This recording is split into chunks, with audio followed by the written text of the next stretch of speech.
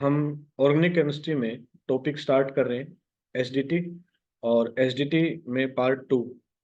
अब हम देखेंगे कि एसडीटी इन कार्बोक्सिलिक एसिड का कंसेप्ट क्या है और सीबीएसई बोर्ड में इससे रिलेट कौन कौन से क्वेश्चन हमसे पूछे गए हैं। तो लेट्स वी स्टार्ट एसडीटी in carboxylic acid. Carboxylic acid के अंदर एसिडिटी क्यों आती है? सबसे पहले हमारे पास क्वेश्चन ये आता है कि एसिडिटी वहाँ डेवलपमेंट क्यों होती है कार्बोक्सिलिक एसिड में। तो हमें लगभग जनरल कंसेप्ट सभी को क्लियर है, लेकिन फिर भी मैं मान के चल रहा हूँ कि एक बार मैं अपनी तरफ से जरूर उस पॉइंट को एक्सप्लेन करूँ। तो देखो, कार्बोक्सिलिक एसिड हमारे पास जनरली हम कार्बोक्सिलिक एसिड के मेंबर्स को इस तरह से डिनोट करते हैं। तो कार्बोक्सिलिक एसिड का जो भी मेंबर होगा हमारे पास, उसके अंदर कुछ ऐसा स्ट्रक्चर डेवलप होगा इस तरह का।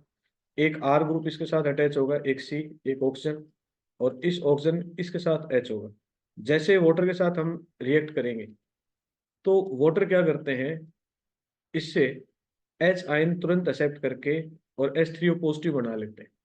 ये जो हाइड्रोनियम आयन फॉर्मेशन होती है, that is called hydronium ion. Carboxylic acid dissociate in water to give resonance stabilize carboxylate anion. ये देखो, रेजोनेंस स्टेबलाइज्ड कार्बोक्सिलेट अनाइन जो फॉर्मेशन कर लेते हैं, तो उसको हम इस पार्ट के अंदर लेके चलते हैं। ठीक है।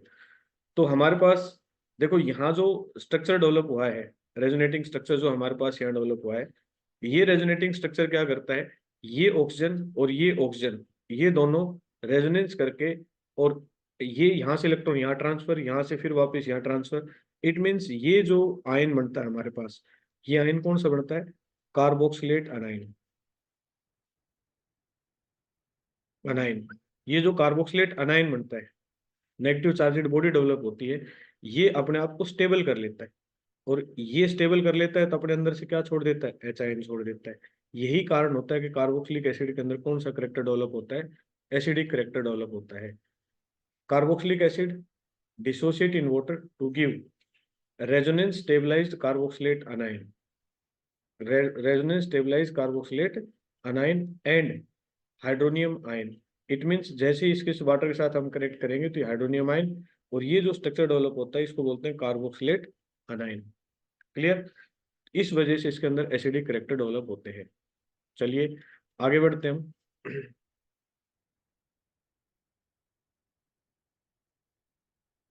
अब आपके पास कार्बोक्सिलिक एसिड में एसिडिटी को कौन से फैक्टर्स जो है वो अफेक्ट करते हैं, कौन कौन से फैक्टर्स जो है या कौन कौन से पॉइंट है वो इसको अफेक्ट करते हैं, उस पॉइंट को हम ध्यान से देखेंगे हम। तो हमारे पास अगर हम ध्यान से देखें तो एक इलेक्ट्रॉन विड्रॉइंग ग्रुप, जो पीछे हम करेक्टर पढ़ा था वही कंसेप्ट आएगा सेम, इलेक्ट्रॉन विड्रॉइंग ग्रुप, और दूसरा होता है इलेक्ट्रॉन रिलीजिंग ग्रुप या डोनेटिंग ग्रुप, दो नाम होते हैं। अगर हमारे पास विड्रॉइंग ग्रुप है तो इलेक्ट्रॉन इस तरफ जाएंगे यहाँ, और डोनेटिंग ग्रुप है तो इलेक्ट्रॉन इस तरफ आएंगे।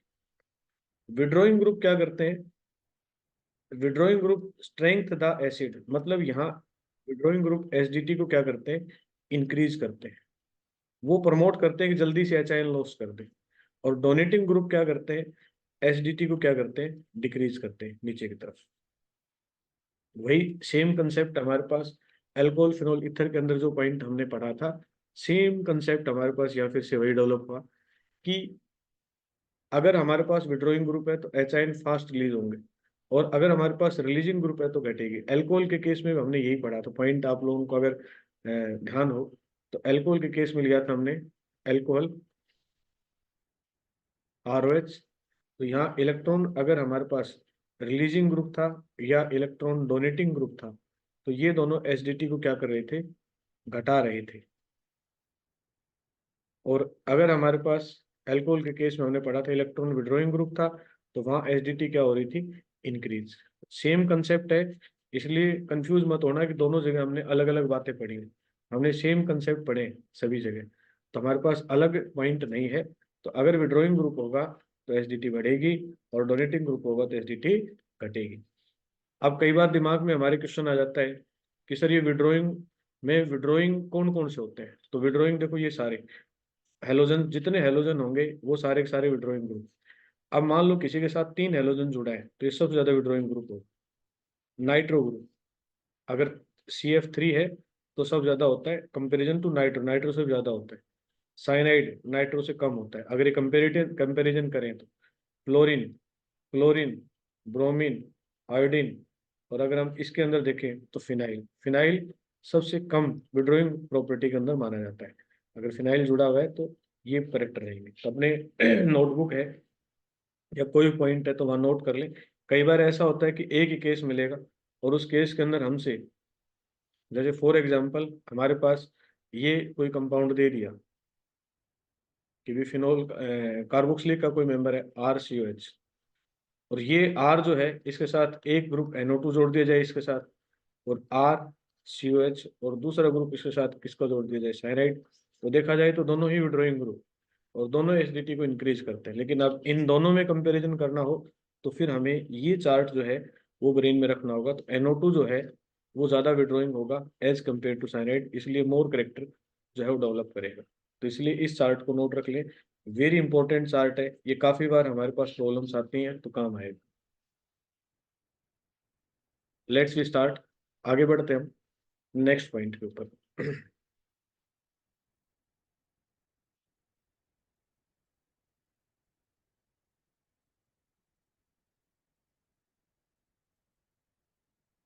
आगे नेक्स्ट पॉइंट अगर हम देखें ध्यान से तो हमारे पास एक और प्रॉपर्टी आती है जो काफी इंपॉर्टेंट प्रॉपर्टी है। इस प्रॉपर्टी को ध्यान से देखो, जो मैंने आप लोगों को अभी बताई है उसी प्रॉपर्टी के व्याप पे क्वेश्चन हमारे पास बनते हैं। जैसे हमसे कई बार ये क्वेश्चन इस एंगल से पूछ लिया जाता है, ये देखिए, the following acid are stronger in order of their acidic strength, और पीके वैल्यू के मामले में तो आप लोगों को बताने की आवश्यकता नहीं है, वो उल्टा होता है। ठीक है, तो देखा जाए तो देखो, तीन फ्लोरीन जुड़े हुए हैं तो सबसे ज्यादा एसिडिक, उसके बाद तीन हेलोजन है, फ्लोरीन सबसे ज्यादा, फिर क्लोरीन, अगर मान लो दो क्लोरीन है तो उससे कम, और हेलोजन्स, देखो नंबर ऑफ हेलोजन्स ज्यादा है तो ज्यादा एसिडिक है, लेकिन अगर एक नाइट्रो ग्रुप जुड़ा हुआ है तो उससे कम, फिर एक साइनाइड ग्रुप जुड़ा है तो उससे कम, एक ही हेलोजन जुड़ा हुआ है तो उससे कम, एक ही क्लोरीन जुड़ा हुआ है तो उससे कम, एक ब्रोमीन जुड़ा हुआ है फिर उससे कम, सिर्फ कुछ भी नहीं जुड़ा, सिर्फ कार्बोक्सिलिक ग्रुप है तो ये रहेगा।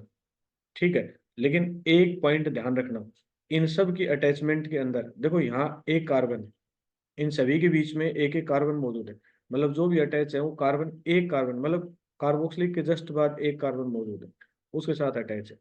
अब कार्बोक्सिलिक के बाद कितने कार्बन आ गए, दो कार्बन, कार्बोक्सिलिक के बाद कितने कार्बन आ गए, दो, तो दो जुड़े हुए हैं। तो देखो जहाँ एक जुड़ा हुआ था और बीच में एक ही कार्बन था, एक जुड़ा है लेकिन बीच में नंबर ऑफ कार्बन कितने आ गए, दो, तो देखो ये कम होगा और ये ज्यादा होगा, ध्यान रखना इस पॉइंट को। अब हमारे पास ये ग्रुप आ जाए, सिर्फ ये ग्रुप, सिर्फ कार्बोक्सिलिक एसिड आ जाए हम, और एक साथ में हमें ये दे दिया जाए ClCH2 और CH2COH, ये दे दिया जाए, तो देखने पे तो सबसे पहले बच्चा क्या करेगा, अच्छा इसके अंदर तो विड्रोइंग ग्रुप है, इसके अंदर क्या है, विड्रोइंग ग्रुप, और इसके अंदर क्या है, तुम सोचोगे पहले रिलीजिंग एक विड्रोइंग, तो ध्यान से देखो ये 10 नंबर पे है तो ये कितने नंबर पे है, 11 नंबर पे है। ये कंसेप्ट बहुत काम आने वाला है, तो उस कंडीशन में ये मोर एसिडिक होगा, ये क्या होगा, लेस एसिडिक होगा। वेरी इंपॉर्टेंट एस्पेक्ट, बहुत ज्यादा इंपॉर्टेंट है, ध्यान रखना। कभी सीधा सीधा कंसेप्ट एक बार ब्रेन में बैठाए रखे हो और उसी को हम सीधा उतार दें तो ये दिक्कत आएगी। लेकिन अगर यहाँ फिनोल आ जाए या बेंजीन का रिंग आ जाए, बीच में कार्बन आ जाए, यहाँ देखो ये रहा CH2COH, तो अब इस कंडीशन में ये 12 नंबर पे आएगा, ये रिलीजिंग ग्रुप ही रहेगा तो सीधी सी बात है 13 नंबर पे आएगा, और सिर्फ सिर्फ रिलीजिंग है तो 14 नंबर पे आएगा। एक तो ये पॉइंट वेरी इंपॉर्टेंट है, इसको इसके साथ कर लेना, यहाँ गलती होती है। तो ये हमारे ब्रेन में सेट होना चाहिए कि अगर कार्बोक्सिलिक विड्रोइंग ग्रुप जुड़े हों तो हमारे साथ कार्बोक्सिलिक एसिड के कौन से एस्पेक्ट इसके साथ लागू होते हैं। ठीक है, नेक्स्ट पॉइंट हम देखते हैं, ये एक स्पेशल केस है, और मेरे ख्याल से जो जिस बच्चे ने डेफ स्टडी की है ना, उसने तो पकड़ लिया होगा, और जिसने नहीं की उसने नहीं पकड़ा होगा। ये स्पेशल केस भी है, इम्पोर्टेंट भी है और हटके भी है।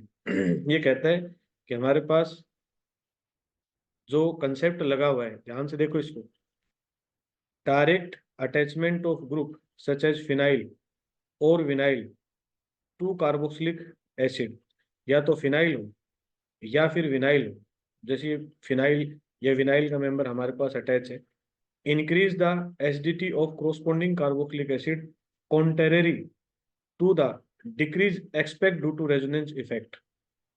देखो, अगर हमारे पास यहाँ क्या कहता है, increase the acidity of corresponding carboxylic acid contrary to the decrease expect due to resonance effect shown below। मतलब हमारे दिमाग में अब तक ये था कि अगर किसी के साथ कोई रिलीजिंग ग्रुप जुड़ जाता है, हमने यही पढ़ा है, रिलीजिंग जुड़ जाता है तो एसडीटी क्या होती है उसकी, घट जाती है। लेकिन ये कहता है अगर विनाइल ग्रुप किसी के साथ जुड़ जाए, इसको देख के समझ जाते हैं, कई बार बच्चा सोचता है लो भी डबल बॉन्डेड कंपाउंड है, ये भी तो इसी की तरह रिलीजिंग की तरह काम करता होगा, ब्रेन में आ जाए कि भी ये भी हमारे पास किसकी तरह काम करता होगा, रिलीजिंग ग्रुप की तरह काम करता होगा। ठीक है,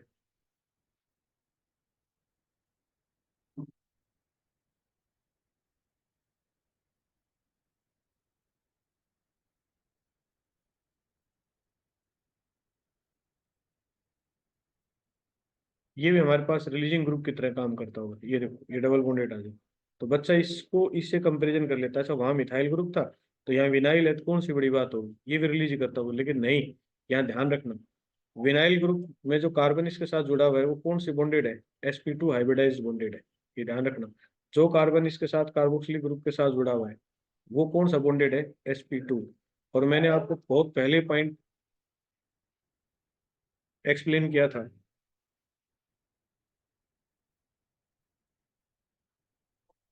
कर रहा हूँ, ध्यान से देखो, अगर यहाँ इसके साथ ये ग्रुप जुड़ जाता है, विनाइल ग्रुप इसके साथ कनेक्ट होता है डबल बॉन्डेड, तो जो अटैच्ड कार्बन अगर वो sp2 हाइब्रिडाइज्ड है, पीछे कंसेप्ट बताया था मैंने, तो वो क्या करता है अपनी तरफ विड्रॉइंग प्रॉपर्टी रखता है, और विड्रॉइंग अगर प्रॉपर्टी हमारे पास रखेगा तो हमारे साथ क्या रिजल्ट आएगा, ये देखो, तो हमारे साथ ये कंपाउंड अटैच हुआ है, ये डबल बॉन्डेड कंपाउंड है, तो ये क्या करेगा, इधर इसके इलेक्ट्रॉन पेयर देगा और हमारे पास ये स्ट्रक्चर डेवलप होगा, तो ये आसानी से अपना चैन लॉस कर देगा, तो इसकी एसडीटी को इंक्रीज करता है। तो मतलब ये कहता है कि अगर विनाइल ग्रुप अटैच हुआ है तो उससे एसडीटी बढ़ती है, ना कि घटती है, ये बात ध्यान रखना, ये स्पेशल केस है। तो ये मैंने लिखा है कि this is because of the greater electronegativity of sp2 hybridize carbon to which carbonyl group is attach, carbonyl जिससे अटैच है, ये कार्बन से अटैच है कार्बोनाइल, ये sp2 हाइब्रिडाइज्ड है, इसकी ग्रेटर इलेक्ट्रोनेगेटिविटी है, इस वजह से ये एसिडिक करेक्टर को क्या करता है। ठीक है,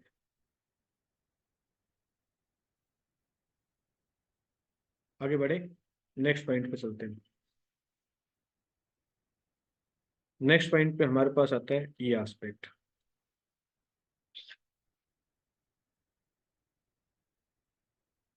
आप देखिए वेरी इंपॉर्टेंट है, और मतलब सिंपल सा कंसेप्ट है, बहुत सारे क्वेश्चनों को अपने साथ एक साथ कवर करेगा ये, और आप लोगों ने इस कंसेप्ट को पढ़ा भी होगा।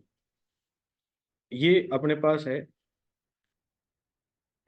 वीरेन बाद में नोट कर लेना बेटा, लाइन लगा लेना।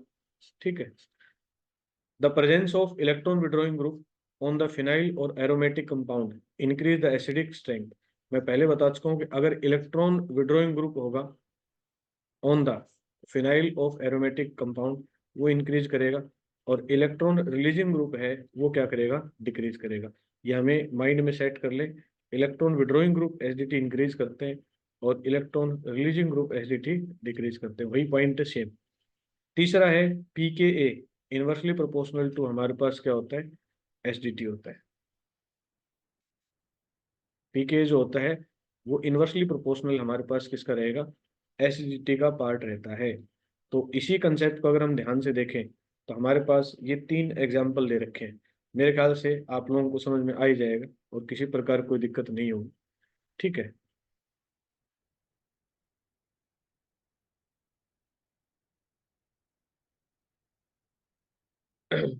तो चलिए, हमारे पास ये ग्रुप आता है, ये अपने पास कौन सा ग्रुप है, ये कार्बोक्सिलिक ग्रुप है, और ये इसके साथ जो ग्रुप अटैच है ये कौन सा ग्रुप है, इलेक्ट्रॉन रिलीजिंग ग्रुप। इसमें जो बेंजीन अटैच है ये कौन सा है, इलेक्ट्रॉन विड्रॉइंग ग्रुप। इसमें ये दोनों इलेक्ट्रॉन विड्रॉइंग है, बेंजीन भी और ये पार्ट भी। तो एसिडिटी के मामले में अगर हमसे तीन एस्पेक्ट दिए जाएं, ए, बी और सी, तो बताओ इसमें ऑर्डर ऑफ एसिडिटी क्या बनेंगे, फटाफट बताओ। Order of acidity chat box में फटाफट डालें कि what is the order of acidity, क्या रहेगा। अगर ए बी सी है तो इन तीनों में से सबसे ज्यादा एसिडिटी किसकी रहेगी। और पी के वैल्यू का भी एस्पेक्ट है हमारे पास, पी के इनवर्सली प्रोपोर्शनल टू एसिडिटी। दोनों एस्पेक्ट आपके सामने, तो बताइए फटाफट। क्रिस का है, परवेश का है, और बच्चे बताइए, शाबाश जवाब दीजिए। लक्ष्मी, केशव।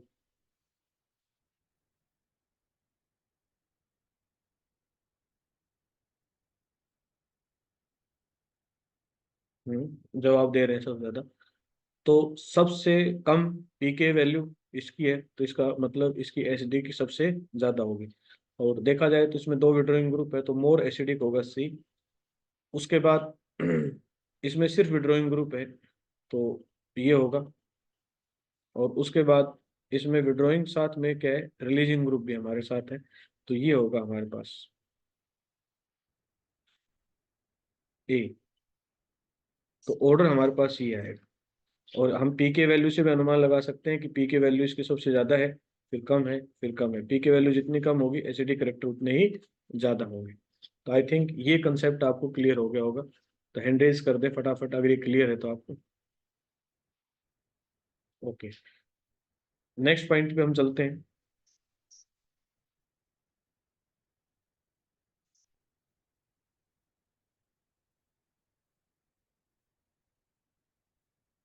दीपक पूछ रहा है कार्बोक्सिलिक और अल्कोहल में एसिडिटी किसकी ज्यादा होगी।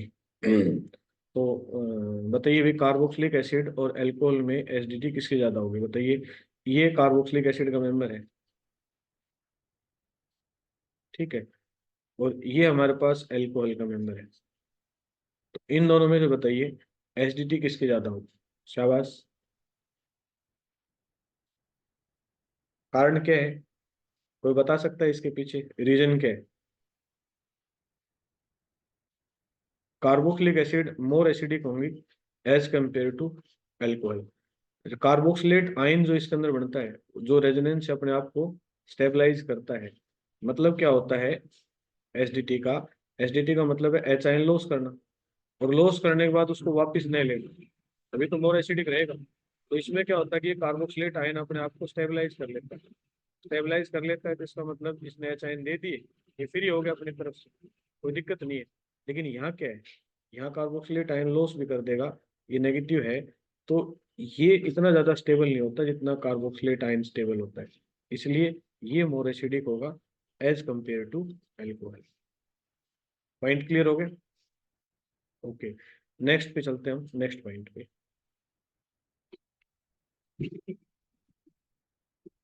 ये आपके सामने प्रॉब्लम है, फटाफट इसको सोल्व कीजिएगा।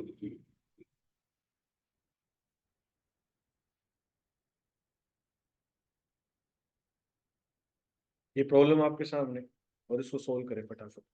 विच acid, which acid of each pair souls would you expect to be the stronger acid, कौन सी जो है वो ज्यादा एसिडिक हो।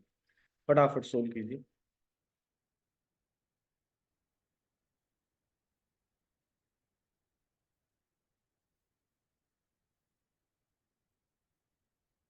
फर्स्ट जो है इसके अंदर, बताइए कौन सा पेयर है, कार्बोक्सिलिक एसिड है फर्स्ट।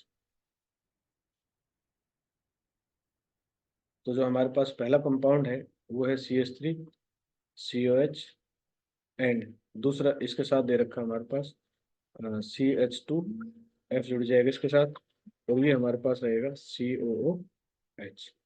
तो देखो इसमें एक फ्लोरीन है जो कि विड्रॉइंग प्रॉपर्टी रखता है इसके पास कोई नहीं है, तो ये मोर एसिडिक होगा।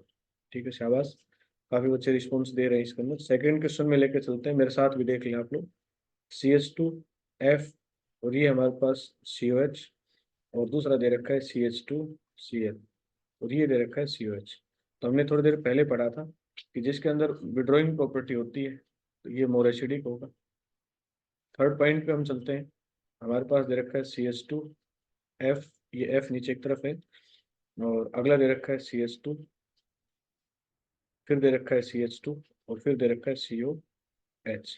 लेकिन उसका सेकंड मेंबर दे रखा है, उसमें दे रखा है CH3, और फिर CH, फिर F, और फिर दे रखा है CH2 और COH। कार्बोक्सिलिक के रिस्पेक्ट में यहाँ जो फ्लोरीन है वो 4 नंबर पे, और यहाँ जो फ्लोरीन है वो कितने नंबर पे है? 3 नंबर पे। तो 3 नंबर, इसका मतलब ये कार्बोक्सिलिक ग्रुप के नजदीक है विड्रॉइंग ग्रुप, तो एसिडिटी को ज्यादा बढ़ाएगा। तो ये हमारे पास क्या होगी? मोर एसिडिक होगी। ठीक है।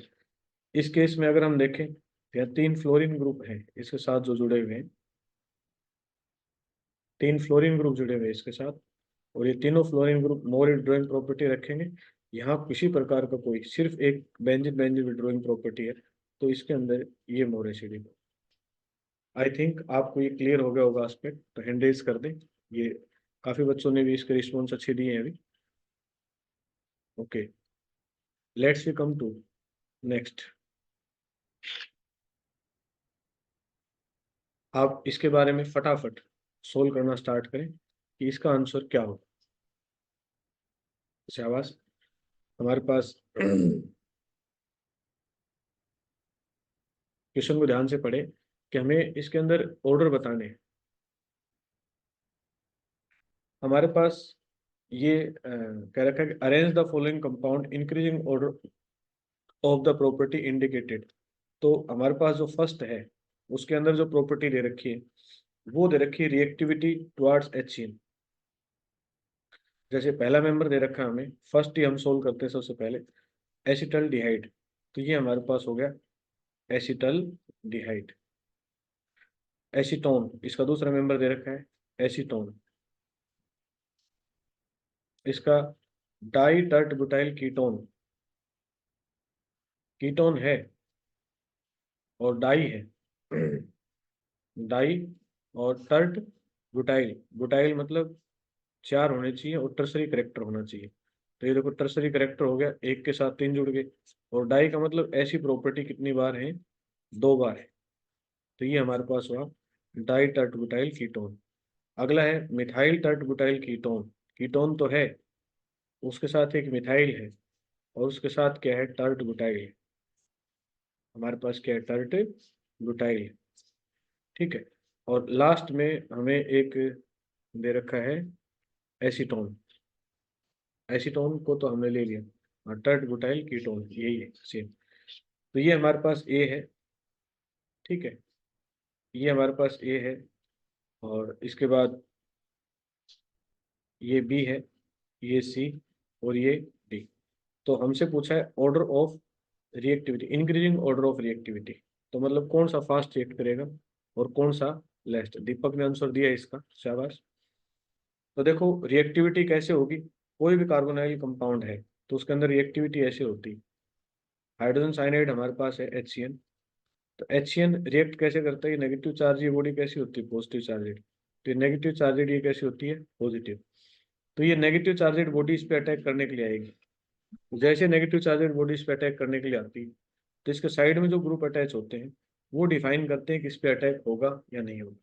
इस प्रॉपर्टी को हम बोलते हैं स्टीरिक हिंड्रेंस। क्या बोलते हैं इस प्रॉपर्टी को हम? Steric hindrance. तो देखा जाए तो देखो इसके अंदर 2 बल्कि ग्रुप प्रेजेंट है, तो इसका स्टीरिक हिंड्रेंस सबसे ज्यादा है। तो इसका मतलब ये है कि सबसे कम रिएक्टिव होगा ये सी। फिर उसके बाद स्टीरिक हिंड्रेंस, यहाँ एक बल्कि ग्रुप है और एक छोटा ग्रुप है, फिर होगा ये।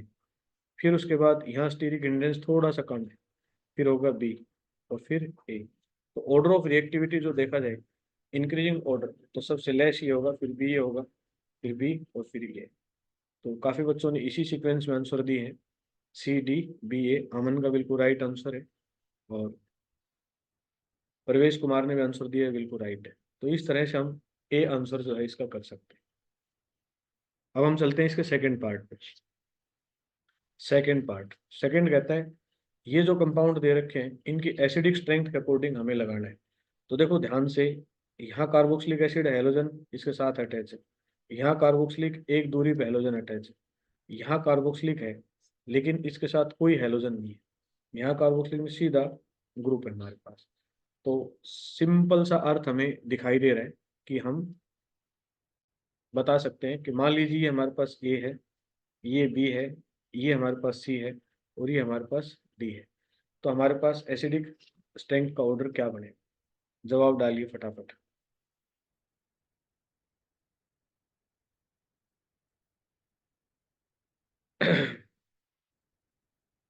देखो, सबसे अगर कम देखें हम, तो ये हमारे पास कार्बोक्सिलिक ग्रुप है। सी को अगर हम ध्यान से देखें तो ये जो सी है इसके साथ दो रिलीजिंग ग्रुप डायरेक्ट अटैच हो गए इस तरह से। लेकिन अगर हम सी के आगे डी को देखें तो डी के अंदर हमारे पास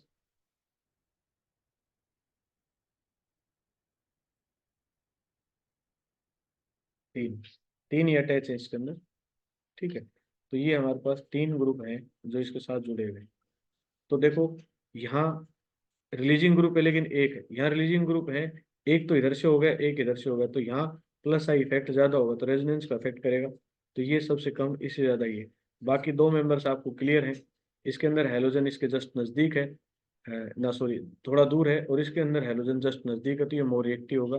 तो ए मोर रिएक्टिव होगा और बी उससे कम होगा। ये हमारे पास आंसर आएगा। ठीक है, ओके।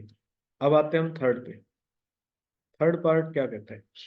थर्ड ये है हमारे पास, बेंजोइक एसिड है पहला, ये हमारे पास बेंजोइक एसिड है। फिर कहता है बेंजोइक एसिड तो है लेकिन 4 नंबर पे क्या है? नाइट्रो ग्रुप है। 4 नंबर पे 4 नाइट्रो बेंजोइक एसिड। फिर कहता है 3 4 di nitro benzoic acid. Benzoic acid है 1 2 3 4 5 6। तो 3 और 4 पोजिशन के ऊपर नाइट्रो ग्रुप जुड़ा हुआ है। उसके बाद कहता है methoxy benzoic acid, 4 methoxy benzoic acid, ये बेंजोइक एसिड। अब हमारे पास अगर ये ए है, ये बी है, ये सी है और डी है, तो बताइए ऑर्डर क्या होगा हमारे पास?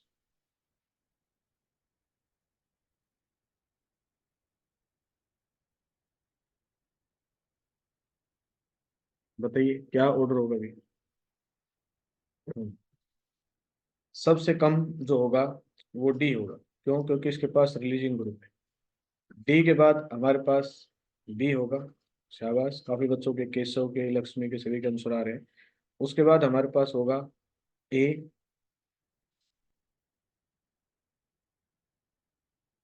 और उसके बाद हमारे पास होगा सी। ये हमारे पास एग्जैक्ट ऑर्डर बनेगा। क्यों? क्योंकि इसके पास दो रिलीजिंग ग्रुप, विड्रॉइंग ग्रुप है, इसके पास एक विड्रॉइंग ग्रुप है, और इसके पास सिर्फ ये विड्रॉइंग ग्रुप।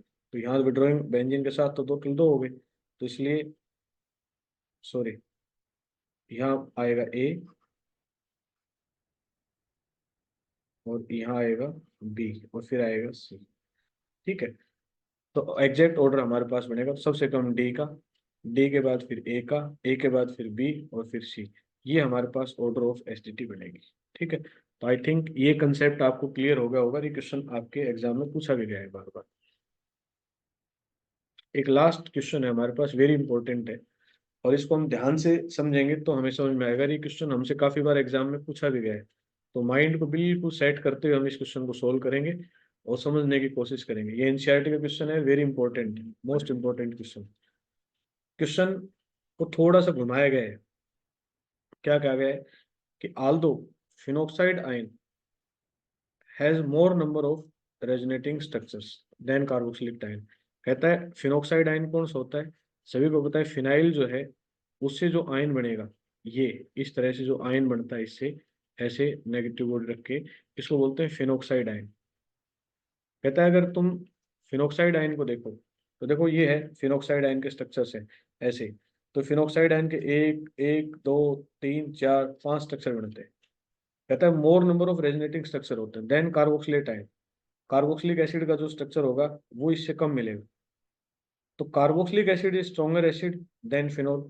फिनोल के कंपैरिजन में कार्बोक्सिलिक एसिड फिर भी ज्यादा स्ट्रॉन्गर एसिड। जैसे उस बच्चे ने क्वेश्चन पूछा था कि बताइए सर, अल्कोहल और कार्बोक्सिलिक में कौन सा ज्यादा स्ट्रॉन्गर होगा?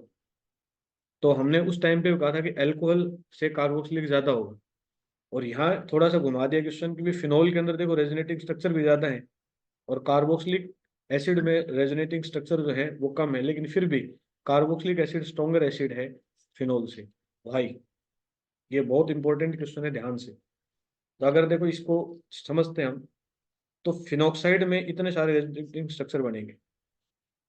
It can be observed that from the resonating structure of phenoxide ion, that third, second, third और fourth, इन सब के अंदर क्या है, less electronegative carbon atom carry ए नेगेटिव चार्ज। मतलब ऑक्सीजन और कार्बन में ऑक्सीजन मोर इलेक्ट्रोनेगेटिव, लेकिन जब रेजोनेंस होती है तो ये नेगेटिव चार्ज देखो, एक, दो और तीन, तीन जगह नेगेटिव चार्ज इसके अंदर यहाँ आ जाता है। देखो नेगेटिव चार्ज यहाँ आ गया, तो कहता है कार्बन ऑक्सीजन से लेस इलेक्ट्रोनेगेटिव, फिर भी ये अपने ऊपर नेगेटिव चार्ज रख रहा है। ठीक है, therefore there are three structures contribute negligibility towards the resonance stability of the phenoxide ion. इसलिए देखा जाए तो स्टेबिलिटी का मतलब में स्टेबल कब होता है, जब मोर इलेक्ट्रोनेगेटिव पे नेगेटिव चार्ज आता है, जब कंपाउंड ज्यादा स्टेबल होता है। देखा जाए तो ये और ये दो स्ट्रक्चर ही ज्यादा स्टेबिलिटी को एक्सप्लेन करते हैं। ये तीनों स्ट्रक्चर स्टेबिलिटी को कम एक्सप्लेन करते हैं। क्यों? क्योंकि इनमें कार्बन के ऊपर नेगेटिव चार्ज है जो कि लेस इलेक्ट्रोनेगेटिव। ठीक है,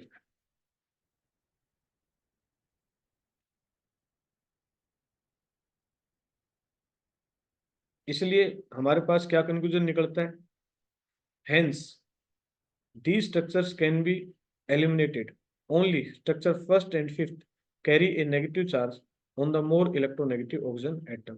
मतलब फर्स्ट और फिफ्थ के अंदर ही ऑक्सीजन के ऊपर नेगेटिव चार्ज है। तो चलिए अब हम देखते हैं, ये तो हमने किसके अंदर बात समझी, फिनोक्साइड आयन में समझी कि फिनोक्साइड आयन जो है उसके अंदर एक्चुअल में इस तरह का क्राइटेरिया मिलती है। अब हम किसको समझने की कोशिश करेंगे, अब हम कार्बोक्सिलिक एसिड को समझने की कोशिश करेंगे। तो कार्बोक्सिलिक एसिड में किस तरह से हम इस पॉइंट को लेके समझेंगे। तो कार्बोक्सिलिक एसिड क्या कहता है, ये देखो, कार्बोक्सिलिक एसिड हमारे पास ये कहता है,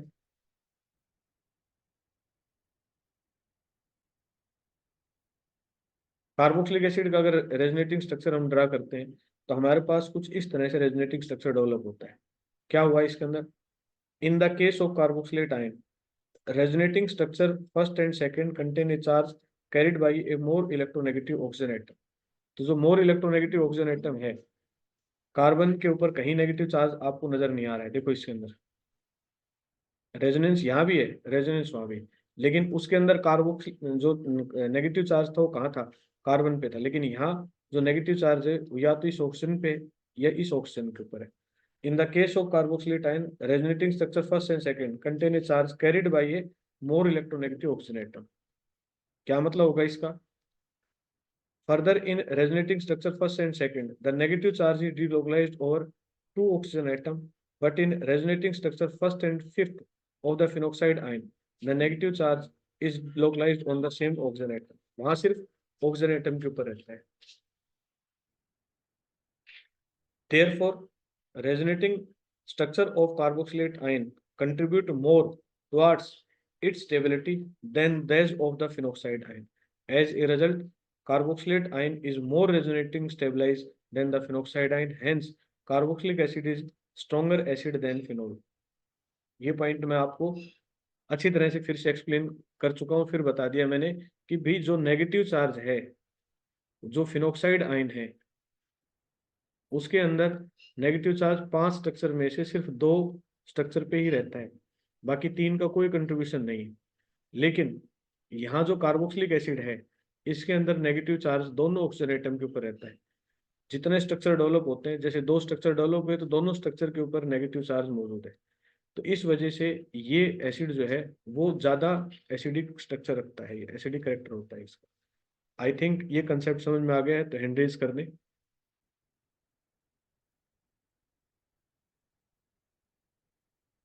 दोबारा एक्सप्लेन करने की आवश्यकता नहीं रहेगी।